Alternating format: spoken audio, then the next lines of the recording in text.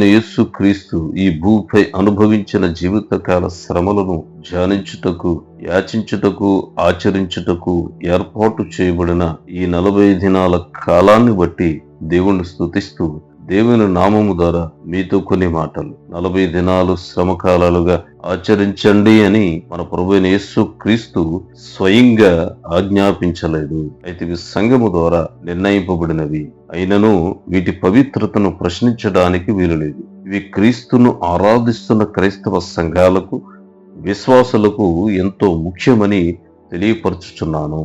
యెషయా గ్రంథము 9:2 ప్రకారం చీకటుల్లో నడుచు జనులు గొప్ప వెలుగును చూచుచున్నారు అంటాడు. మరణ ఛాయగల దేశ నివాసుల మీద వెలుగు ప్రకాశించుచున్నది అంటాడు. ఇదే గ్రంథం 1వ వచనంలో అంటాడు, అన్యజనుల ప్రదేశమును మహిమగల దానిగా చేయుచున్నాను అంటాడు. మరి ఈ ప్రవచనాలన్నీ కూడా మన ప్రభు అయినటువంటి యేసు క్రీస్తు పేరట నెరవేరినవి.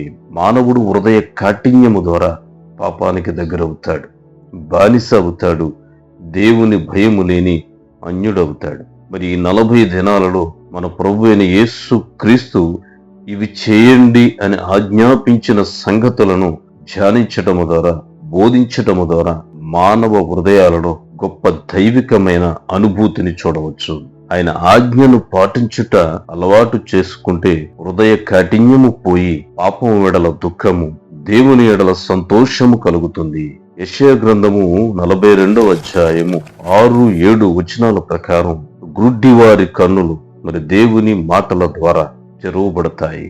రెండవదిగా బంధింపబడిన వారు ఆయన సువార్త వలన వెలుగులోనికి అనగా దేవుడు అనుగ్రహించిన స్వతంత్రతలోనికి చేర్చబడతారు. మూడవదిగా చీకటిలో అనగా పాపములో నివసించు వారిని ఆయన వాక్కు స్పర్శ ద్వారా వెలుగులోనికి తీసుకుని రావచ్చు. మరి ఇంత గొప్ప మర్మము కలిగిన ఈ ప్రత్యేక ధ్యానమును క్రైస్తవ విశ్వాసులు సద్వినియోగం చేసుకుంటూ దేవుడు అనుగ్రహిస్తూ ఉన్న, అనుగ్రహించబోతూ ఉన్న సంతోషాన్ని పొందుకోవాలని ప్రభు పేరట మనం చేస్తున్నాను. మీకు శుభము కలుగును గాక.